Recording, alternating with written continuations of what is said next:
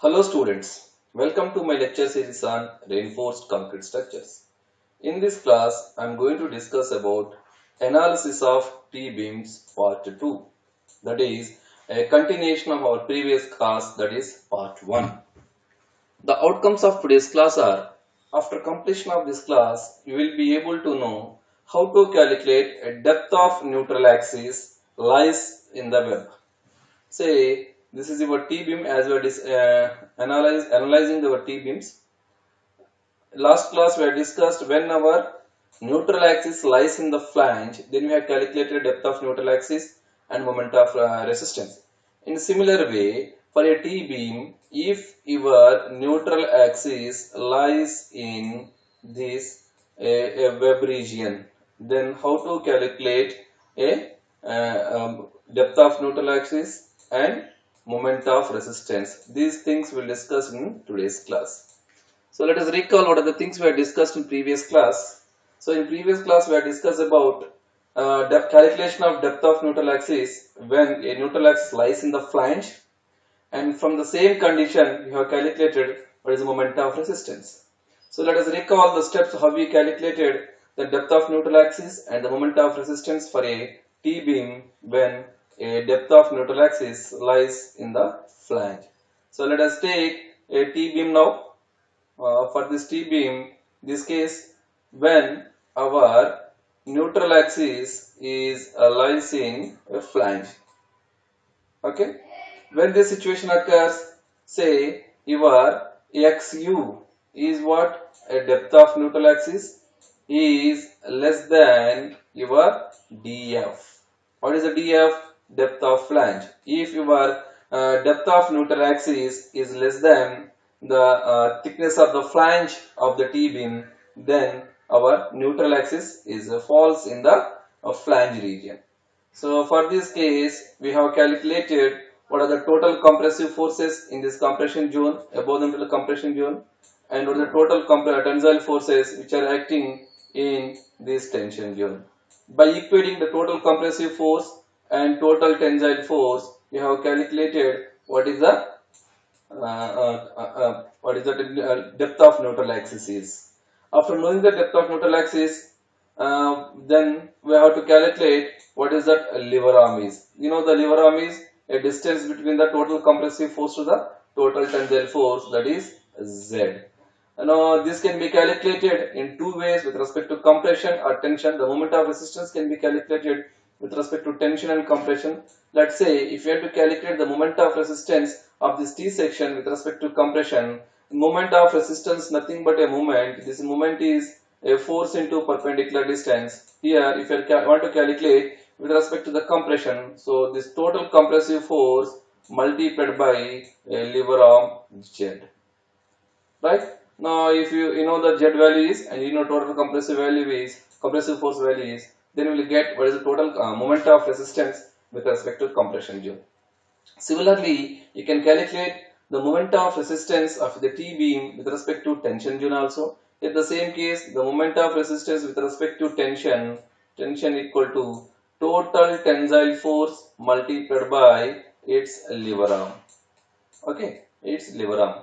So the total tensile force you know that is 0.87 Fy into AST, and Z is the D minus 0.42 XU.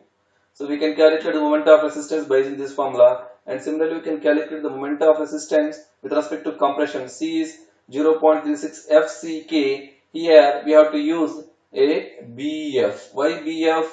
We are calculating the moment of resistance in compression zone, and B we are using effective width of the flange. So we have to substitute there BF into D minus 0.42 XU, that multiplied by lever arm, that is D minus 0.42 XU, that will give the what? Moment of resistance of a T-beam with respect to your compression zone. So let us start our today's session on case number 2. As already discussed that your moment of resistance of a T-beam will depend upon the position in which our neutral axis lies. Based on, we have two conditions. One is a neutral axis is lies within the flange, then your XU is less than DF. That condition we have discussed in your previous class. Now in this class we'll discuss the second condition or second case I can say, that is neutral axis is within the web. When it is happens, this is happens when your neutral axis lies in this web region. Means this is xu is greater than df. So this is the df value, and your axis, neutral axis, wants to fall in the web region, then this xu, depth of neutral axis, must be greater than this df value. So this is neutral axis. Now this will be the distance of extreme fiber to the neutral axis point, that is xu. So from this figure you can say our xu is greater than df, so our neutral axis lies within the web region. Again, this second case number 2 is categorized as two subcases, that is case number 2a and case 2b. What is the case number 2a? When flange of the beam is fully stressed. When it happens when 3 by 7 of xu is greater than or equal to df. What is this 3 by 7 of xu? This 3 by 7 of xu is the depth of a rectangular portion in a stress block. Say, again I will explain here with the help of the sketch. See, this is your T-beam, and if I draw a what is that? The neutral axis is in a web region. Say this is a neutral axis. If I draw the stress block diagram for this, your stress diagram will be like this. Up to a strain of 0.02, it is a parabolic. After 0.022, the maximum compressive strain, that is 0.0035, it will be rectangle.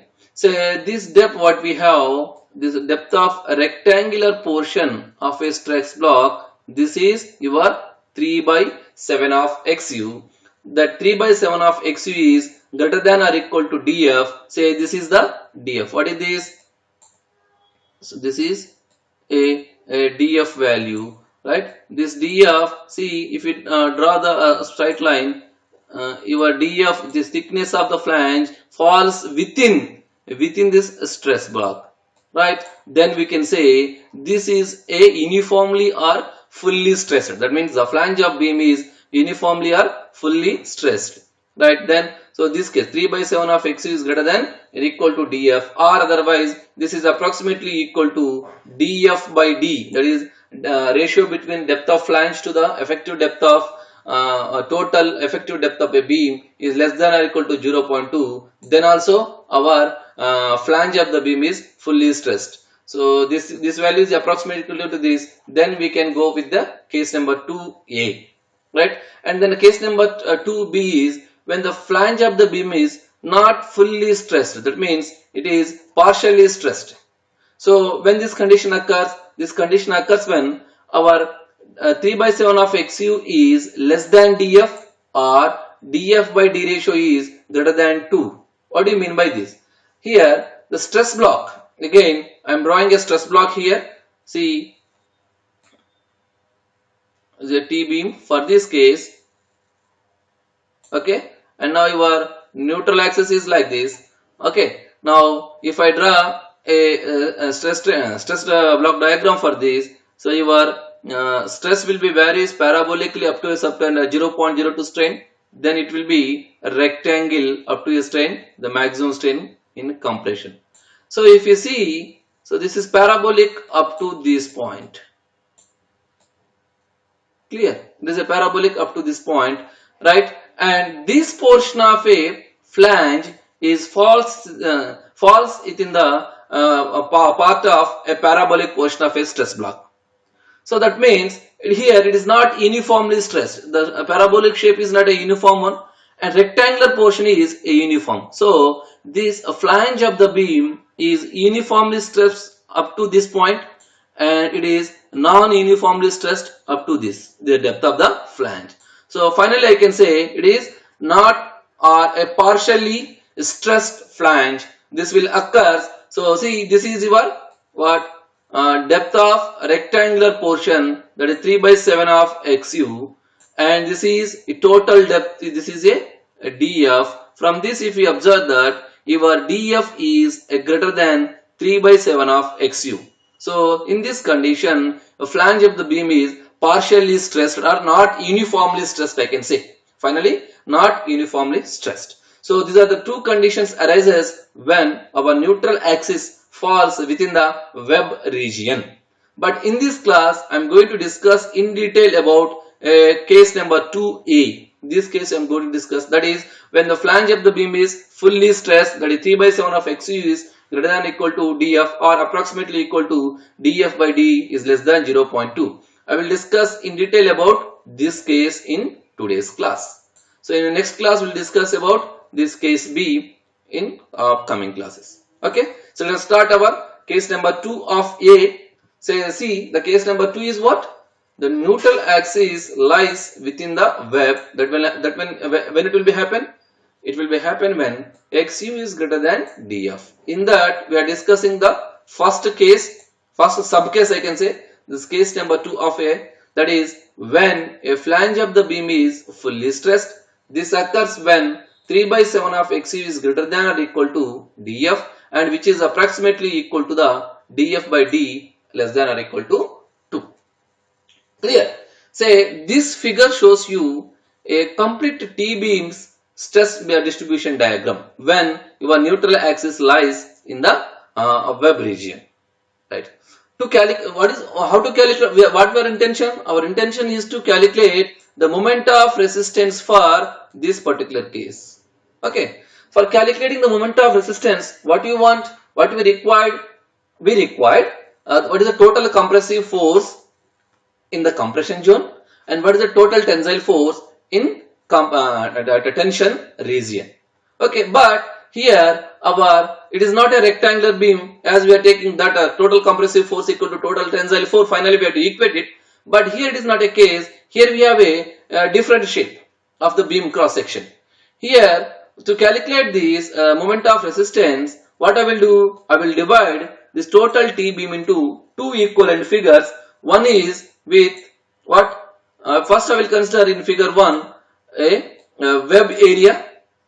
What is this? Web area, and I will calculate what are the total compressive force acting here and what are the total tensile force are acting here. Then I will calculate what is the lever arm depth. Finally, by knowing the total compressive forces and total tensile forces, I can calculate moment of resistance in web region. Right? Then in second condition or second phase, second figure, I will consider these flanges, flanges which are on either side of the beam. So this one and this one, and here I will calculate again. It will act as your rectangular beam. So I will calculate what is the total compressive force in this and what is the total tensile force in this. So I will assume an imaginary web here when I discuss it, when I calculate the total tensile force in the tension zone, right? Then I will calculate what is the total compressive force in this flange region and is a web tensile region, tensile zone, right? And I know what is that lever arm for this. After knowing the lever arm, I can calculate moment of resistance in the flange region. And if I add together the moment of resistance in this web region and the flange region, then I will get the total moment of resistance of this whole T beam. Right? The same thing I am going to do here. So let us divide this figure into two equivalent figures. Say I am considering figure 1 here and this is a figure 2. So what I did here in figure 1, I am assuming that I have only a web portion, the area of web which is above the neutral axis. I am assuming that my neutral axis falls in what? In your web region. So for this, what I will do? I will draw a stress distribution diagram. So the stress distribution diagram, you know that as it is a rectangular beam, it seems to be a rectangular beam of size BW and this depth XU depth, right?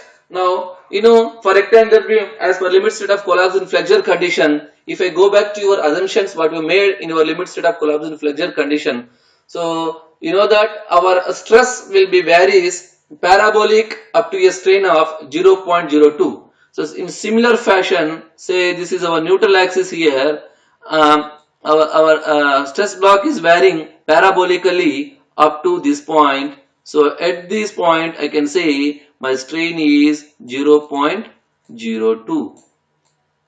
Okay, and after the strain 0.022, the maximum strain where it is occurs at the topmost fiber of a compression zone, and as per our assumption, what is the maximum strain? That is 0.035 is a maximum compressive strain in the compression zone, and the corresponding maximum compressive stress is 0.45 FCK, which is at the topmost fiber of a compression zone. Right? Come back to our concept. After a strain of 0.02, it is a parabolic. After the strain from 0.022, the maximum strain, that is 0.035, it is a rectangle. Clear? Now, if you observe this stress block and the depth of flange, see, your depth of flange is within the depth of rectangular portion of a stress block. What is our condition? Condition is our flange is fully stressed when it is satisfy this condition. What is that condition? 3 by 7 of XU is greater than or equal to df. What is the 3 by 7 of XU? That is a depth of rectangular portion that equal to 0.42. 3 by 7 of XU equal to what? 0.42 XU.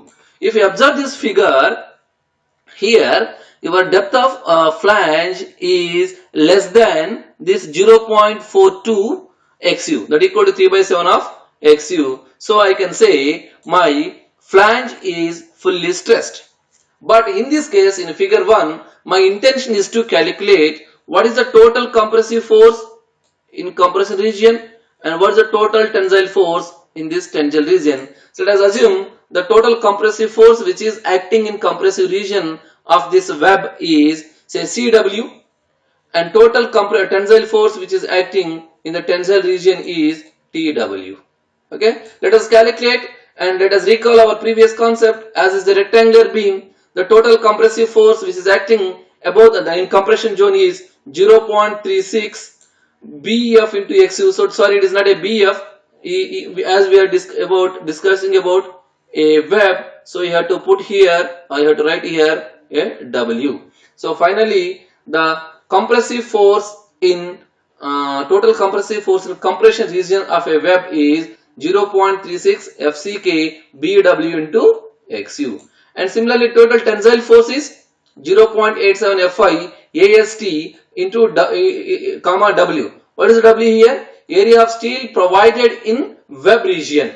Okay, and you know the lever arm is, what is the lever arm? The distance between total compressive forces and total tensile forces. That is, as usual, you know that is D minus 0.42 XU. So these are the condition are with your figure 1. Figure 1, what is the figure 1? We have divided our total T section into two equivalent figures, say figure 1 and figure 2. Figure 1 is corresponding to the details of web. Then we will discuss figure 2. It is corresponding to the remaining flange portions. Say, see here, this is a flange. If you draw the stress distribution diagram, again the stress distribution diagram will be like this. And the total compressive force in stress distribution diagram is CWF or CF, I can say CF, and TF is the total tensile force in this region. Okay, now we have to calculate what is the compressive forces are acting is in this leftover flanges. Before that, I want to calculate what is the width of this flange. Okay, now you know this total width is so BF, and if you deduct this BF minus a BW, will get what? Now we are deducting this, and we are deducting this portion, and we are calculating what is the width of this one portion plus width of two portion, that equal to BF plus BW. But I want to know independently what is the width of this portion 1 and what is the width of this portion 2. That is half of this. Half of this will be this and half of this will be this. So I can write, sorry, it is not a plus here. Please correct, it is a minus. BF minus BW. So BF minus BW by 2 is the portion 1's width and BF minus BW by 2 is the portion 2 width. Okay. Finally the total width of this is BF minus BW. Right. Now calculate what is the total compressive force in this flange region.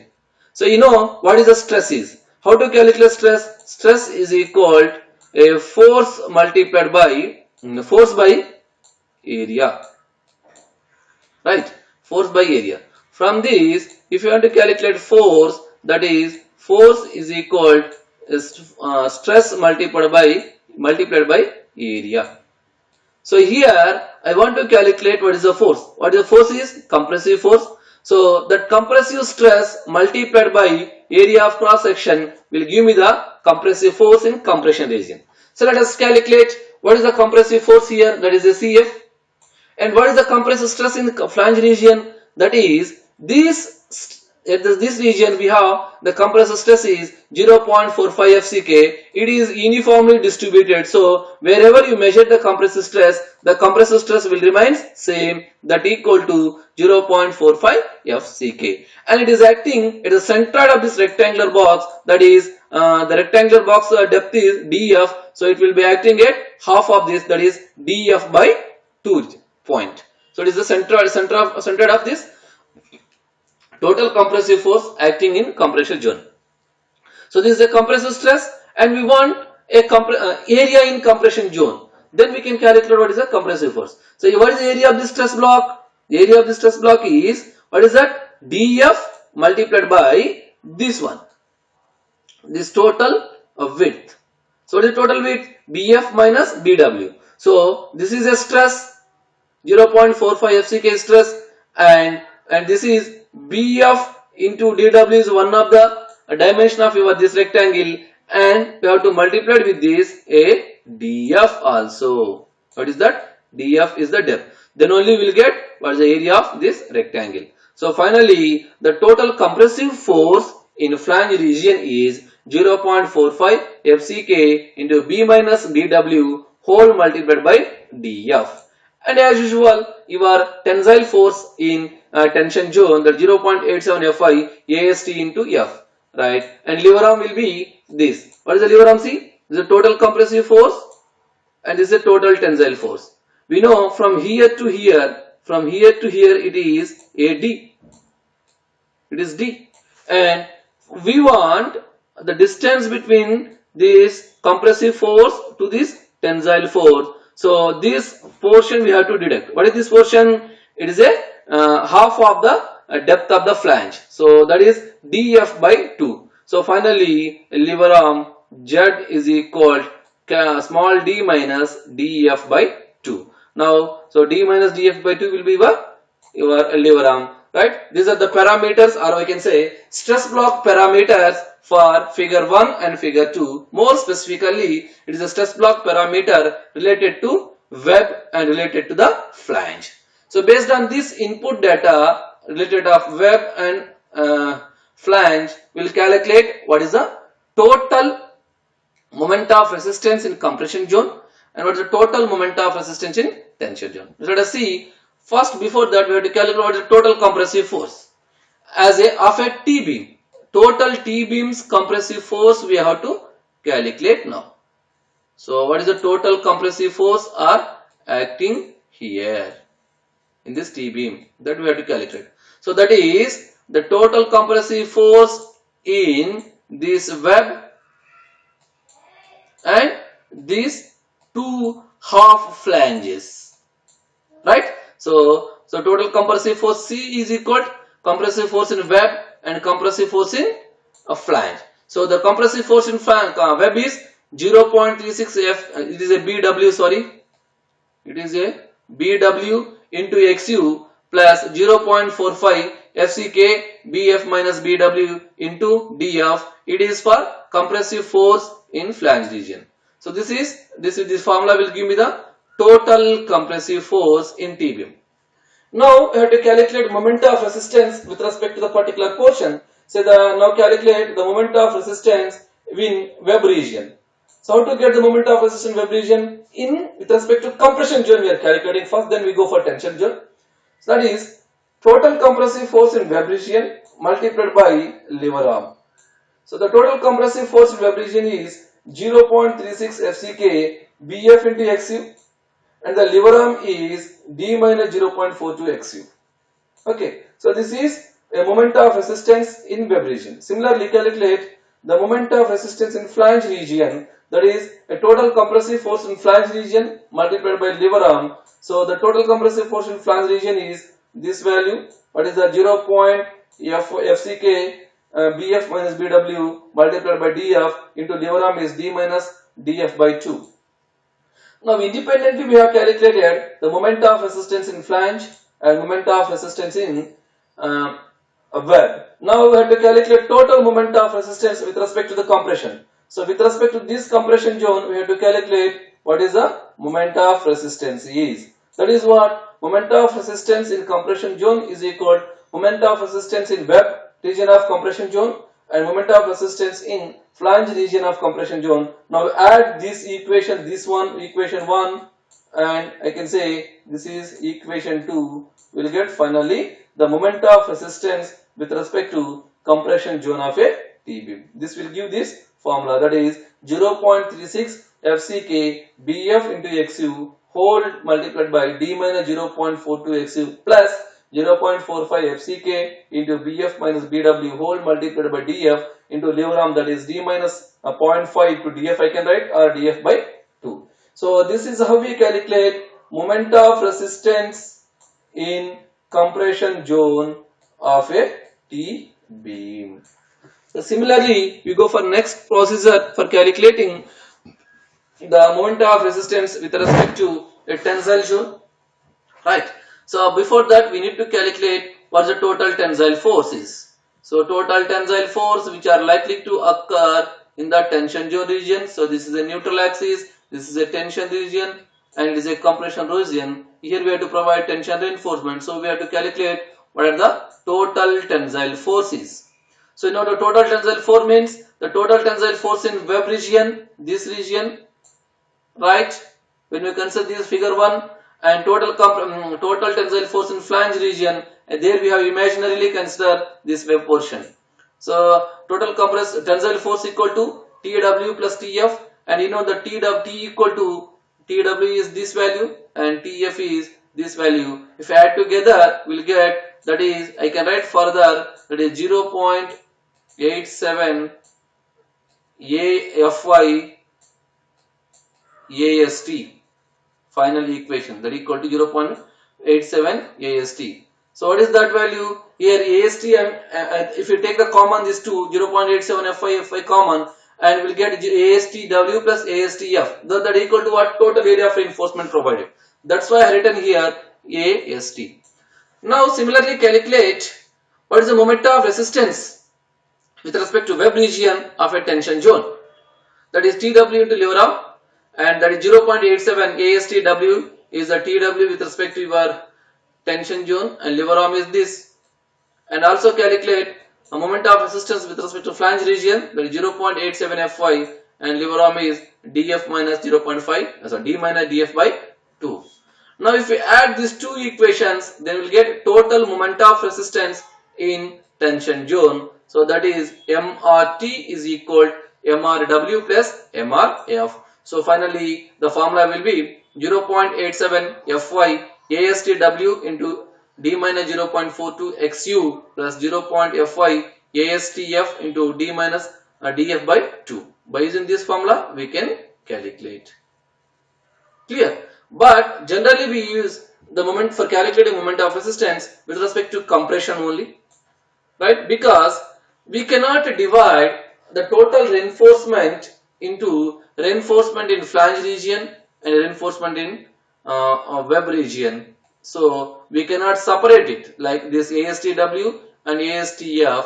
That's why in rare case, in some few cases we can divide, but maximum cases we will not decide. So we will not use, mostly we will not use this formula for calculating moment of resistance. So let us start steps for calculating the moment of resistance. What are the steps to be followed? So first we have to calculate the depth of neutral axis. Okay, and when how to calculate this depth of neutral axis? We have to calculate this depth of neutral axis by assuming this neutral axis is falls in flange region. First we have to calculate. By calculating this, we will be know in actually in which region of T beam our neutral axis falls. Based on that, which case we have to use and how we can calculate moment of resistance. That depends upon the case in which it falls. Say, but that's why first we have to assume that our neutral axis lies in flange. By using these, calculate the XU. How to calculate XU? By equating total compressive force in tension zone and total compressive force in compression zone, total tensile force in tension zone. So the 0.36 FCK BXU is the total compressive force and 0.87 Fy is the Fy into AST is the total tensile force. From this, if we rearrange the term, we'll get what is the XU is. What is the XU here? 0.87 Fy AST by 0.36 FCK into BF. Now, if you want to know or if you want to make your assumption whether it is true or false or correct or not, then we go have to compare our XU value with one more parameter called that is DF. If your XU is less than DF, what happens? Your XU is less than DF. So this is the DF value, right? Depth of flange. Now your XU is less than DF means it will falls in within the flange region only. So our assumption is correct. If the XU is greater than DF, so then our depth of neutral axis is not in the flange region, it is somewhere in the web region, right? If it is falls in web region, then how to calculate moment of resistance? We can calculate the moment of resistance with respect to step 5, which I am going to discuss right now. So before that, I will discuss what is the next step. After knowing this condition, right, calculate XU max and compare with the XU. So what is the purpose of XU max? So to decide what type of section it is. If XU equal to XU max, it is a balanced section. If XU is less than XU max, it is under reinforced section, and XU is greater than XU max, it is over reinforced section. Then to know how to calculate first, how to calculate this X max. This XU max can be calculated by using this factor K into D, right? And this K will depend upon grade of steel. What is that? Grade of steel. So it is, if the grade of steel is Fe 415, then we have this K value will be, where is this? K value will be 0.48, right? If it is 250, it is 0.53, right? If it is Fe 500, it is 0.46. Like that, we have the K values. These values you may get as per code, that is IS 456, which is used for design of these RC elements, right? Based on after knowing the effective depth of that beam and the grade of steel, we can calculate what is the XU max is. After calculating XU max, then you have to compare this with XU, then we'll get what type of beam section you can arrive at, right? Then go to the step 3. If it is satisfied this condition, XU less than DF, then you can calculate the moment of resistance with respect to this step. That is, as usual step, it is related to our case 1. What is the case 1? Your depth of neutral axis falls in flange region. For this case, we will use this equation for calculating moment of resistance for that case. That is, mu equal to 0.87 Fy AST into D minus 0.42 XU. It is with respect to tension, and this is a formula with respect to compression. If it is satisfies the second condition, what is the second condition? If XU is if XU is greater than DF, then we have to calculate our moment of resistance with respect to step number 5. Again, after this, we have to check within the case number 2, if XU is greater than DF, then it will come to case number 2. In case number 2, in which region it will fall, in which condition it is satisfied. Whether it is satisfying 3 by 7 of XU is greater than or equal to DF, or 3 by 7 of XU is less than DF. That condition we have to check, right? For this, now calculate the depth, actual depth of neutral axis by knowing this. So if your FU is greater than DF and calculate the ratio, that is DF by D. If DF by D is less than 0.2 and DF by XU is 0.43, what is this value? How are you getting? Simple. That is 3 by 7 of XU is nothing but 0.43 of XU. 43 of XU, right? It should be what? Greater than our what? DF. If you write a condition that from this our DF by XU, sorry, DF by XU must be less than 0.43. From that condition only we got this, right?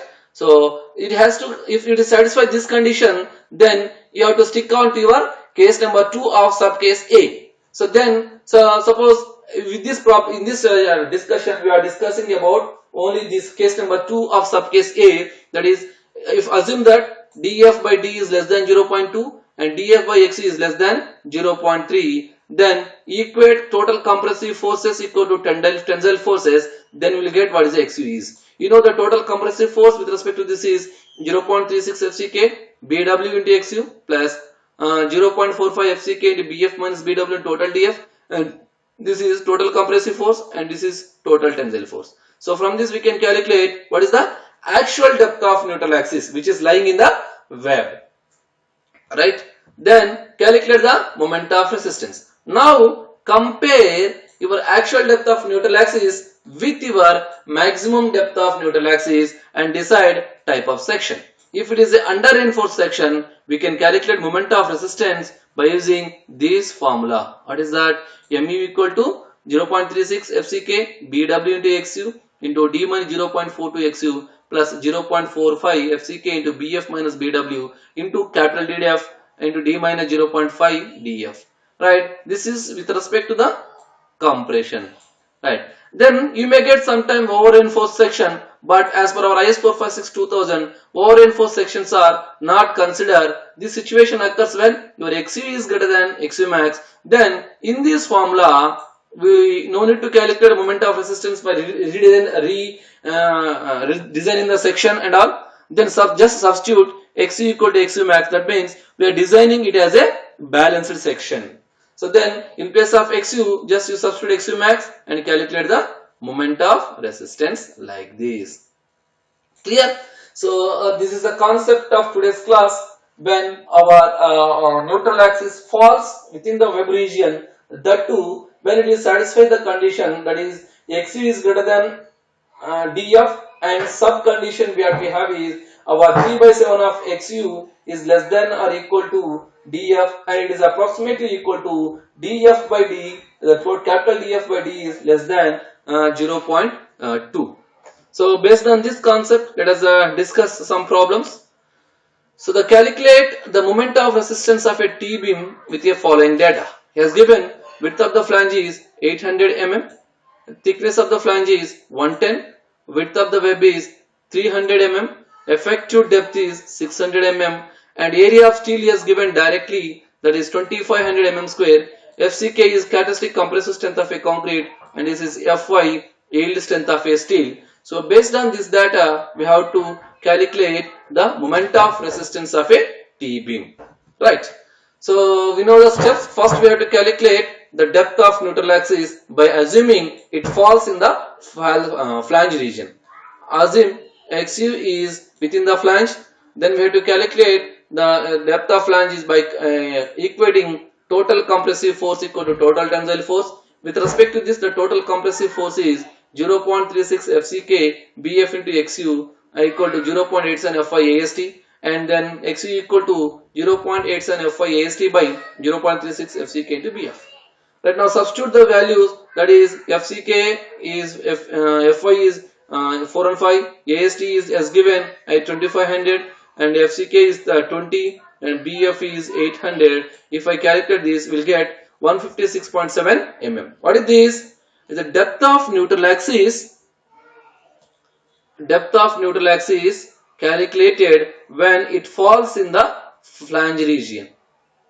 Now, exactly whether it is falls in the web region or flange region, we don't know. We have to compare this XU with our DF, that is the thickness of the flange, and XU is 156.7 and DF is 110. So our XU is greater than DF. From this case, I can say XU is greater than DF. So I can say our neutral axis lies in now where? Web. So when your XU is greater than DF, so from this I can say it is lying in this web region. This region, web region, and that means we have to calculate the moment of resistance of this T-beam with respect to the case number 2. In case number 2, which condition we have to follow? We have two more cases. That is dF by d less than equal to 0.2 and dF by d equal to greater than or equal to 2. That condition we have to check. So dF is 110 and effective depth is 600 given. So our that will get, if we calculate this, we will get 0.818, which is less than 0.2. So it is case number 2 of subcase A. Right, with respect to this, we have to calculate the moment of resistance. Right, so based on this, calculate now. So these are the what notations are the parts of your or cross-sectional dimension of T-beam. So this is a effective width of the flange, right? It is a depth of neutral axis, which is falls in web. Now we have to calculate this actual depth of neutral axis, and is the effective depth small d, and it is a web region, and is the area of steel directly given, that is 2500 mm square, and the thickness of flange. So this is a DF, right, and this is BF. Okay, and this is a BW. It is a small d. Okay, by knowing this value, now calculate what is the actual depth of neutral axis is. Actual depth of neutral axis means now we know that our neutral axis falls in the web region. With respect to that, we have to calculate. So now equate the total compressive force and total tangent force to calculate the XU. So you know total compressive force is this 0.36 FCK BW into XU plus 0.45 FCK into BF minus BW whole multiplied by DF, and tensile force is 0.87 Fy into AST. Now substitute these values. FCK is 20, BW is 300, XU we need to calculate. FCK is 20 here. We need to substitute. Please, this is 20 and Fy is 4 and 5. BF is 800, BW is 300, and DF is 110. Then this is Fy is 4 and 5, and this is AST is 200. See here, it is not 415, it is FCK 20. Please correct it. Right, in place of 415 we have 20. Right, then if we solve this, we will get XU equal to 188.72. Clear? Then we have to compare our we have to calculate maximum depth of neutral axis and compare with the XU. For calculation of maximum depth of neutral axis, what we require, that is grade of steel. That is, in this problem we are using grade of steel is Fe4 and 5. For the Fe4 and 5, XU max can be calculated as per IS 456-2000. The formula is 0.48 into D. 0.48 into D into 600 is the effective depth. Then we will get 288 mm. Now compare your XU and XU max. The XU we get is somewhere 188.72, and XU max is say 288. Now compare these values. So we will be getting that the relation XU is less than XU max. So we can decide this section is under reinforced section. Clear? Now after knowing the under reinforced section, we know how to calculate moment of resistance. We will calculate the moment of resistance with respect to the compression zone. Right? So now what is the formula? Mu equal to 0.36 FCK BW into XU of D minus 0.42 XU plus 0.45 FCK into BF minus BW, DF into D minus 0.5 df. Now just substitute here, FCK is 20, BW is 300, XU already calculated 188.72, and this is 600, and this is 0.42, and XU is 0.8, and plus we have the 0.45 is here, FCK is 20, BF is 800, BW is 300, and DF is 110, D is 600, and 0.5 of DF, that is DF by 2 is 110 by 2. After solving this, we will get the moment of resistance is 482.5 into 10 power 6 Newton into mm. If we convert that into kilonewton into meter, that is 482.05 newtons. So we'll solve one more problem based on the same concept. The moment of resistance of a T-beam with the following data: the width of the flange is 750, thickness of flange is 110, width of the rib is 250, effective depth is 600 mm, and area of steel provided is 2400 mm square. Characteristic compressive strength of a concrete is 20 Newton per mm square. Yield strength of the steel is Fe415, that is 450 Newton per mm square. Now you know the first step you have to calculate the depth of neutral axis by assuming it falls in within the flange region. So for that we have to equate the total compressive forces equal to the total tensile forces, that is 0.36 FCK BF into XU, that is equal to 0.87 Fy AST. After solving that equation, we will get XU equal to this, that is 0.87 Fy AST by 0.36 FCK into BF. Now substitute, Fy is 415, AST is 2400, FCK is 20, and effective width of the flange is 750. The XU can be calculated by using this formula, that is equal to 160.5 mm. Now compare this XU with the depth of the flange. Now XU is 160.5, depth of the flange is 110. So it is XU is greater than DF. So neutral axis lies in web. Clear? Now we have decided that our depth of neutral axis lies in web. So according to the case number 2, we need to calculate moment of resistance for this formula. Here one more twist is there, with respect to which subcase of case 2 we have to calculate moment of resistance. For that we go for the check for ratio of DF by D. So if DF by D ratio is less than 2, we go for case number 2A, that is the flange of the T-beam is fully stressed. In this condition, our 3 by 7 of X is less than greater than or equal to DF. So here DF is 110 and D is 600. If we calculate that, we'll get 0.18. Now 0.18 is, which is less than 0.2. So it is with respect to the case 2. What? Case 2 with a subcase what? Subcase A. With respect to this condition, we need to calculate the moment of resistance of this T-beam. Now these are the parameters what we have are the dimensions. This is BF, effective width of the flange, right? And this is a DF, depth of flange, and this is a BW, the width of the web, and the area of steel, that is 2400 mm square, and this XU, it is the actual depth of neutral axis which falls in web. Now we have to calculate with respect to our case number 2 of A. Now this 600 mm is a effective depth, small d. By knowing all this parameter, we have to calculate what is the moment of resistance. Let's calculate depth of neutral axis. This is the actual depth of neutral axis. Now you have to equate the total compressive force equal to total tensile force. The total compressive force is 0.36 FCK BW XU plus 0.45 FCK into B minus BW into DF, and total tensile force is 0.87 Fy AST.